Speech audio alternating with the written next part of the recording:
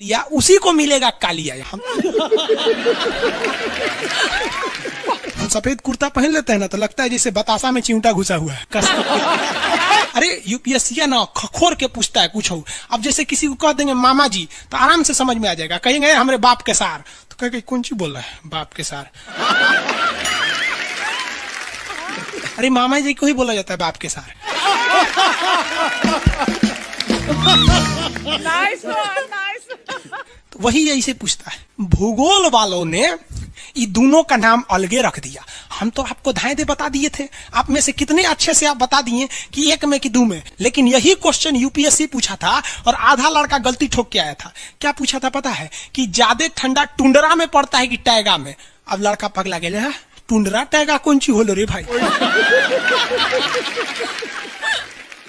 टुंडरा taiga लो टुंडरा taiga. अरे इसमें emoji कौन लिख के भेज रहा है? ये सबको हमने बतियाने का आदत लगा है। इमोजी लिख के भेज देता कहीं आगे लोग कहेंगे इमोजी कौन सी पढ़ेंगे हम। इमोजी लड़कियां बना बना भेज रही हैं सब। टुंडरा बोल रहे हैं तो अपन फोटो भेज रही है और दिखाइए ये तो इमोजी लिख के मत भेजिए आप लोग। अरे जो लिखना है लिखिए ना। इमोजी भेजता है सब। हिंदी मीडियम वाला तो कई को पता नहीं इमोजी मतलब कौन सी वाला। और जन सियार ऐसा पीला पीला मुखटवा बना रहा तो इमोजी बोला जाता है। ये रेखा बोलिए फटाफट कौन सी रेखा है बीचों बीच से जा रही है? ये रेखा है विषुवत रेखा। कौन सी रेखा? विषुवत रेखा।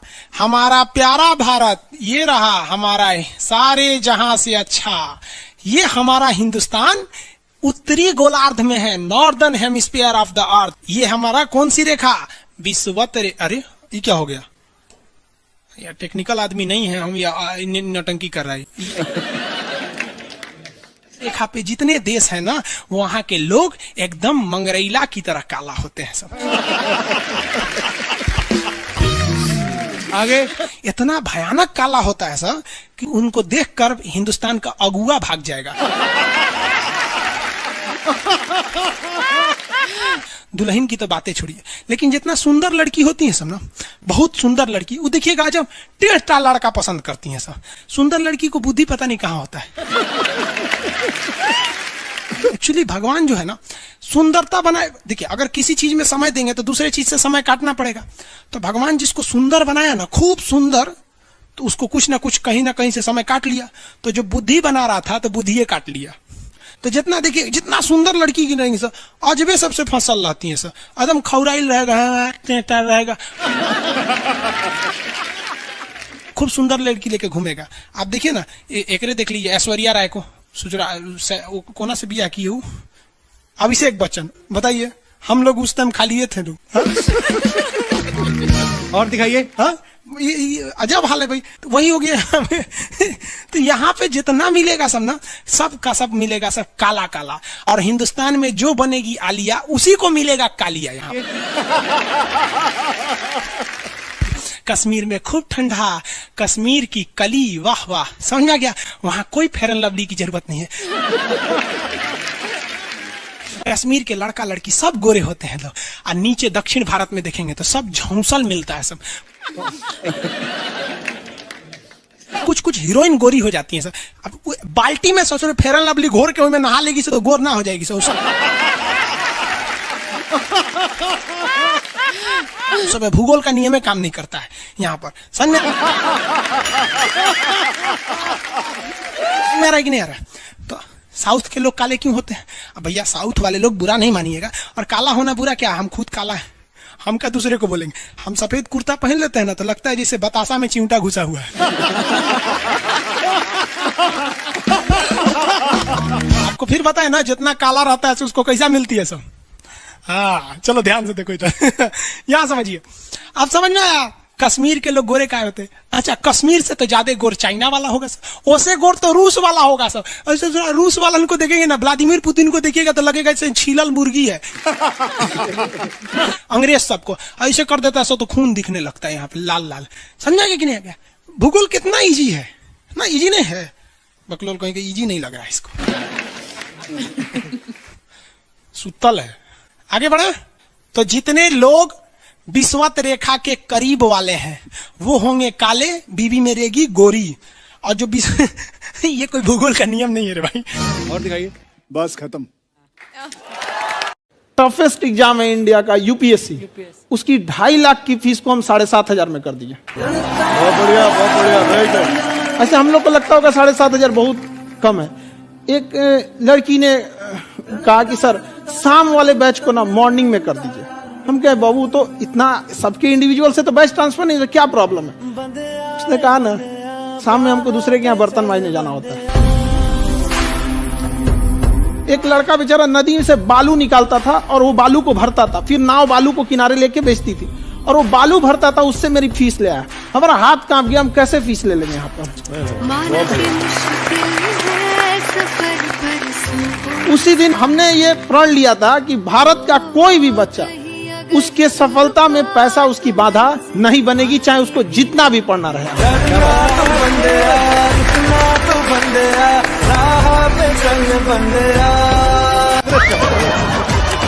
आपके फॉलोअर्स में रवीना टंडन भी हैं एक, तो जब आप आए कितनी मुस्कुराहट आई खान साहब आपके। आप पटना से है ना? हाँ। हमें भी पटना पसंद है। तो जी आपके पीछे पड़ा कोई क्रेजी फैन ऐसा? आजकल के फैंस ये खान सर।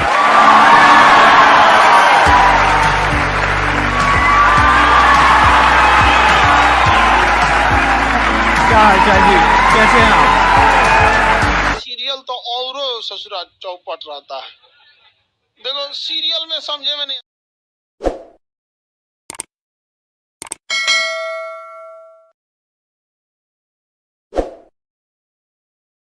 वो खान सर के यहाँ से लौट गया।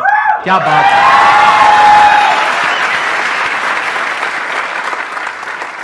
मैंने देखा कि आपका ये जो चैनल है कि ये पिछले 3 साल के अंदर अंदर ही ग्रो किया है। हमको जब चैनल शुरू हुआ तो एक दिन में हम 4-5 वीडियो बनाए।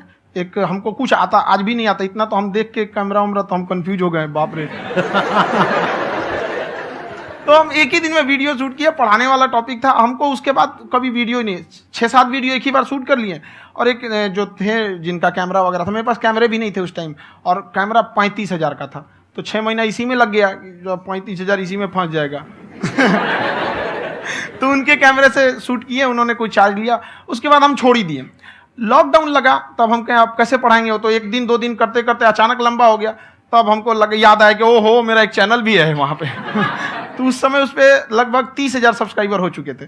तो जैसे लॉकडाउन लगा तो उस पर पढ़ाना चालू किया, और पता नहीं क्या लोगों को पढ़ाई में इतना इंटरेस्ट आ गया कि आपका स्टाइल ऐसा है थोड़ा सा। आप आई थिंक पढ़ाई के साथ साथ में जो बीच बीच में आप थोड़ा बहुत छोड़ते रहते हैं ना, मतलब जो एंटरटेनमेंट चलता रहता है। ये बात हम देखिए, जब हम गुलाम थे ना, तो अंग्रेजों ने एक चाल चला था कि भारत को हम फिजिकली गुलाम रखेंगे 100-200 साल, मेंटली 1000 साल कर देंगे।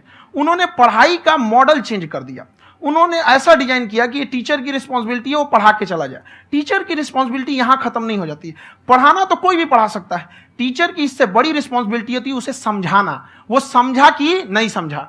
अगर लड़का आपके समझाने के बाद डाउट रह गया तो ये आपकी गलती है। लड़का हमसे पूछता है सर इतनी भीड़ है आपके पास, तो कहे सर डाउट कैसे पूछेंगे? हम कह रहे यार तुम्हारा डाउट बचेगा तब ना पूछेगा तुम डाउट यहाँ पर।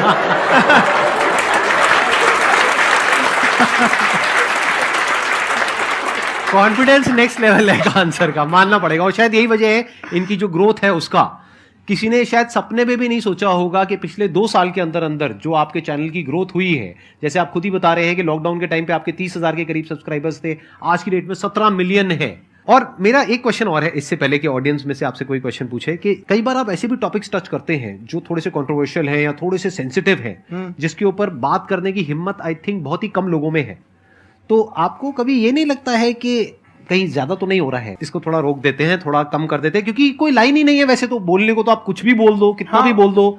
हुई है कंट्रोवर्सी बहुत बार। एक्चुअली बचपन से हमको फौज में जाना था, और फौज वालों के लिए ये सब मायने नहीं रखता। उसको करना है मतलब करना है, तुम सामने कुछ भी रहो, डजंट मैटर।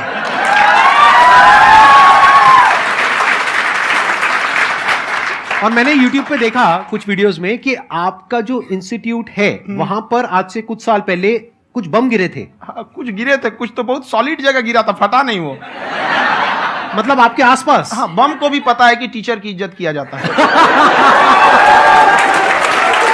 क्या बात है, क्या बात है। मैं समझ पा रहा हूं कि ये आपके अंदर जो एटीट्यूड है ये कहां से आ रहा है, क्योंकि आप बचपन से ही फौज में जाना चाहते थे, तो आप जंग के मैदान में ही खड़े हैं एक तरीके से। बस फर्क ये है कि आपके हाथ में कलम है, हथियार ना हो करके। हथियार से एक आदमी की जान जा सकती है, हाँ। कलम से बहुत ताकत होता है। शिक्षा एक ऐसा हथियार है ना, हर कुरीतियों से लड़ सकता है, हर तरह की समस्याओं से। और ये एक ऐसा हथियार है, मेटल डिटेक्टर में भी नहीं पकड़ाता है।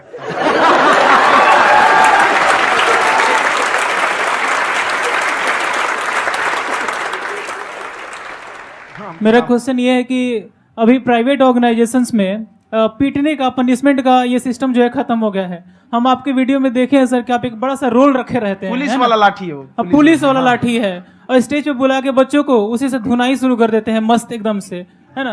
तो सर मतलब कि बच्चे मतलब कि डरते नहीं हैं आपसे, और इस तरीके से कैसे कनेक्टेड हैं आपसे, है ना। और एक और क्वेश्चन सर, यूपीएससी का जो आप अपना बैच स्टार्ट करने वाले हैं, ठीक है, उसके बारे में बताइए सर, क्योंकि मुझे मतलब कुछ इशू करना है सर, ठीक है। और संदीप सर को देख लिए, मेरा तो वैसे ही हो जाना है।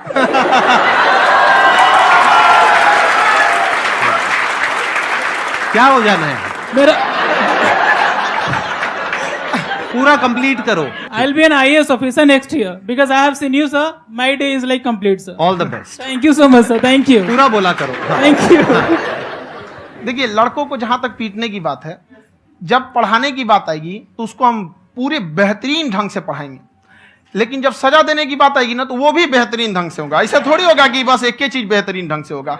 और डर का होना बहुत जरूरी है। ये डर भी अपने आप में एक मोटिवेशन है, क्योंकि जब आपके अंदर एक थोड़ा सा डर रहे ना, तो डर के भागिए मत। एक ऐसा डर जिसको आप लगे कि नहीं नहीं थोड़ा सा और करने की जरूरत है, फिर तो ये हम इसको क्रॉस कर जाएंगे आप। तो लड़कों के अंदर ये डर बनाना भी जरूरी रहता है। और रही बात यूपीएससी वाले की, जो आपने बोला, बहुत सारे लड़के वेट कर रहे हैं यूपीएससी की, क्योंकि 2-2.5 लाख फीस सारे लोग एफोर्ड नहीं कर सकते। और हमारा वही रहता है, हम तो ज्यादातर हमारे स्टूडेंट देखेंगे तो किसी के रिक्शा वाला, सब्जी वाला, यही लोग, इनको तो 2.5 लाख रुपया, इनके पास पूरी संपत्ति नहीं होती है, फीस कहां से भरेंगे वहां पे, उसके बाद रहेंगे कहां से। तो ऑल ओवर इंडिया से, कश्मीर से कन्याकुमारी तक, गरीब से गरीब भी लड़का उसको पढ़ सकता है। यही कुछ 1000 रुपये मंथली, 12-14 हजार साल का पड़ेगा, खत्म हो जाएगा इतना में।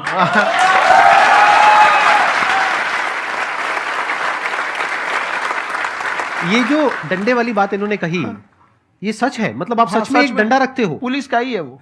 और मारते हो? हाँ, कि मतलब अगर कोई लड़की छेड़ता है या ऐसा कोई भी उल्टा पुल्टा काम पढ़ाई करता लिखाई है, कुछ भी गलती करेंगे तो पिटाएंगे वो यहाँ पे, कैमरे पे, ऑन कैमरा, जैसा भी रहे, कुछ भी पिटाना तो उनको फिक्स है। एक तो कोई मतलब विधायक जी थे, उनके लड़का को पीट दिए, तो चला दल बल लेके अपना वहां पे। उसने घर पे नहीं बताया था कि सर ने पीटा है, बस बोल दिया कोचिंग में पीटा है। बाद में पता चला हम पीटे हैं, तो उसके पिताजी मेरे सामने और पीटे।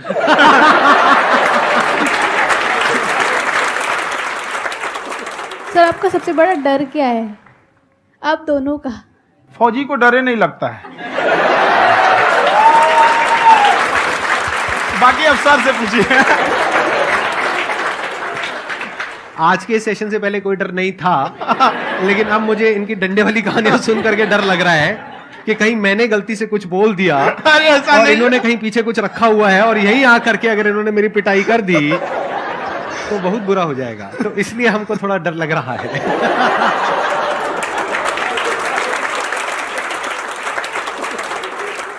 आपकी डेली कितने घंटे क्लासेस होती हैं? 6-7 घंटे।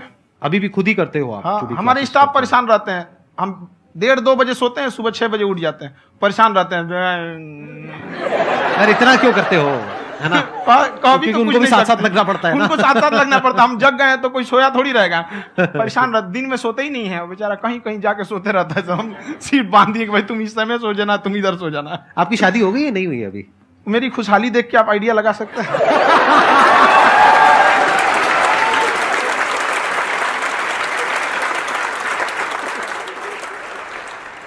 First of all I would like to say sir thank you so much to you and to your team कि आपने मुझे यहाँ आने का मौका दिया। एंड सर, अब तक मैंने आपको सिर्फ फ़ोन या लैपटॉप में ही देखा है दोनों को, आज फर्स्ट टाइम लाइव देख रही हूँ तो बहुत अच्छा लग रहा है। तो मेरा क्वेश्चन ये है सर आपसे, जब हम लाइफ में कोई डिसीज़न लेते हैं कि हमें ये पर्टिकुलर चीज़ करनी है, और क्योंकि हम डिसीज़न लेते हैं तो हमारी आदत है कि पहले हम 4 लोगों से पूछते हैं कि तू बता तेरी क्या राय है, तू बता तेरी क्या राय है। तो उनमें से अगर कोई हमें कह देता है कि ये बेकार डिसीज़न है मत कर, तो हमारा माइंड कहीं ना कहीं डाइवर्ट होने लगता है और उसकी वजह से हम अपना डिसीजन चेंज कर देते हैं। तो मेरा क्वेश्चन ये है कि कैसे हम अपने डिसीजन पे स्टिक रहे, कैसे हम जो दूसरे के ओपिनियन है उनको अफेक्ट ना होने दें अपने ऊपर।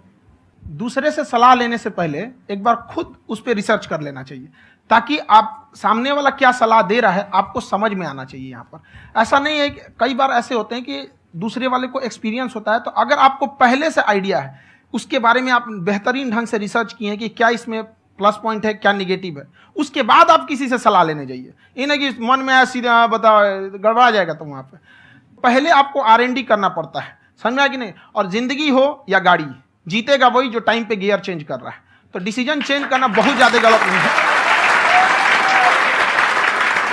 इन्होंने बहुत अच्छी बात कही है और मैं इसी बात में थोड़ा सा और ऐड ऑन करूंगा कि ये जो आपने कहा ना कि अपने डिसीजन पे स्टिक कैसे रहें, ये कोई अच्छी क्वालिटी नहीं है, क्योंकि टाइम टू टाइम आपको अपने डिसीजंस को चेंज करना होता है। जैसे आपने 4 लोगों से डिस्कस किया, कोई इंसान कुछ पॉजिटिव बोल रहा है, कोई नेगेटिव बोल रहा है, उससे फर्क नहीं पड़ना चाहिए। डिपेंड ये करता है कि वो जो बोल रहा है उसका बेसिस क्या है। क्या वो किसी नॉलेज या एक्सपीरियंस के बेस पे बोल रहा है या ऐसे ही कुछ भी बोल रहा है? ऐसे ही बोल रहा है तो फिर उसकी बात पे ध्यान क्यों दे रहे हो? अगर किसी नॉलेज या एक्सपीरियंस के बेस पे बोल रहा है, फिर चाहे वो पॉजिटिव बोल रहा है चाहे नेगेटिव बोल रहा है, दोनों ही मायने रखता है। उसके बाद में रिसर्च करनी है और फिर रिसर्च करने के बाद में फाइनल डिसीजन अपना खुद का होना चाहिए। अब वो डिसीजन उससे अलग भी हो सकता है जो आपने पहले लिया था, और वो सेम भी हो सकता है। सर मेरा क्वेश्चन दोनों से है आपसे, how to deal procrastination and laziness. हमारा ब्रेन है ना, ये बहुत आलसी टाइप का, इसको आराम खोजना पसंद है। अब थोड़ा सा भी अब इसको आराम की ओर लेके चलेगा ना तो फिर उधर ही रहेगा। आप सोचेंगे 10 मिनट आराम कर लेते हैं ना, तो 10 मिनट 2 घंटा बना देगा। उसको टॉर्चर कीजिए, चल 10 मिनट बाद में। उसको आप उस पर हावी मत, वो कह रहा है कि हमको आराम चाहिए, आपको हाँ आराम मिलेगा, पहले काम फिर मिलेगा आराम। तो आप उसके हिसाब से मत चल। आपका मन कर रहा है थोड़ा सा देख लेते हैं, कोई नोटिफिकेशन आया, आप कोई काम कर रहे हैं, क्यों पहले काम कर लीजिए, बाद में देखिएगा ना नोटिफिकेशन। आप हावी मत होने दीजिए यहाँ पे। अगर आप 5 मिनट भी थोड़ा सा लूज पड़े ना, थोड़ा सा कमर सीधा कर लेते हैं, 2 घंटा बर्बाद कर दिया आपको। हावी मत होने दीजिएगा उसको अपने ऊपर। प्रोक्रेस्टिनेशन को तोड़ने का एक ही तरीका है, सबसे छोटे लेवल पे ले जा करके उस गोल को तोड़ दो। यानी वो गोल बहुत बड़ा है, उसको ब्रेक डाउन करो, उसके सबसे पहले स्टेप पे आ जाओ कि उसको अचीव करने का सबसे पहला स्टेप क्या है। जैसे गाड़ी चलाना सीखना है, उसका सबसे पहला स्टेप क्या है। अगर घर में कोई नहीं है सिखाने वाला या सिखाने वाली, तो बाहर जा करके जो गाड़ी का ड्राइविंग स्कूल है उधर जा करके पैसे दे दो। अब फंस गए ना तो फंसा दो अपने आप को। दिमाग ये लगाओ कि अपने आप को कैसे फंसाया जाए। जब हम फंस जाते हैं ना तो फिर हमको वो काम करना ही पड़ता है। Then there is no looking back. जब तक आप सोच रहे हो तब तक सोच रहे हो, उसको बोलते हैं पैरालिसिस ऑफ एनालिसिस, कि आप सोचते चले जा रहे हो अपने माइंड में, मैं ये करूंगा वो करूंगा वो करूंगा वो करूंगा, और प्रोक्रेस्टिनेट हो रहा है, वो चीज टलती चली जा रही है। तो उसको छोटे से छोटे लेवल पे ब्रेक डाउन करके उसको कर दो, दैट इज नंबर 1। और जैसे ही करना शुरू करते हो, कोशिश करो कि उसको जब तक कि आप सही से नहीं कर लेते हो उसको छोड़ना नहीं है, तो आपकी लेजीनेस भी खत्म हो जाएगी। कई लोगों को तो हमने देखा जो सप्ताह में कुछ भी नहीं करता, वो भी संडे को आराम कर रहा है।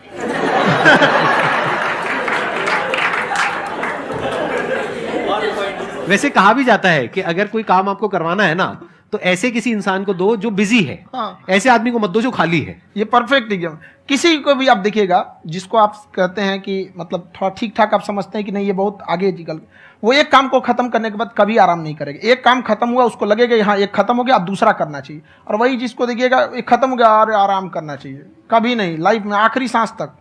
सर यहाँ पे सब हिंदी में पूछते हैं, इंग्लिश में पूछते हैं, मैं भोजपुरी में पूछूं? जौन भाषा ठीक लगे तोने में पूछ दो। हाँ सर।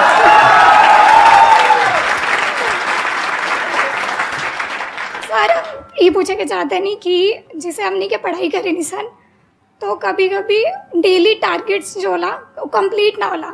अगर टारगेट्स कंप्लीट भी होला तो फिर ऐसा इरिटेशन या फिर वो एंजाइटी या फिर कि और करना है या फिर अभी नहीं हुआ, वो चीज़ हमेशा रहेला। तो वो कम कैसे करल जाए? देखिए टारगेट्स को ना हम लोग को एक अपने हिसाब से पहले फिट करना चाहिए। ऐसा नहीं कि दूसरे किसी इंसान को देख के हम टारगेट फिट कर ले। कोई लड़का 8 घंटा पढ़ रहा है, कोई पहली बार अभी पढ़ना ही चालू किया, उसको देख के 8 घंटा पढ़ेगा तो पढ़ाई छोड़ देगा। तो आप अपनी क्षमता के हिसाब से देखिए कि आप कितना पढ़ सकते हैं। अगर आपने एक घंटे को